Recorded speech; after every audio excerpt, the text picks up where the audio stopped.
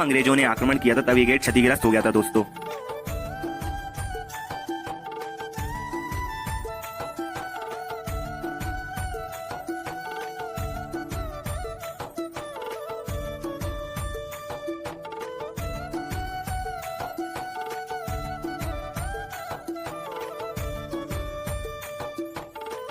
भी देख रहे हैं ये कड़क बिजली तोप है जिसकी आकृति सिंह की आकृति बनी हुई है। इस तोप को गुलाम गोश्त खान चलाते थे जिसका मुख शेर के आकार का दिखाई पड़ता है।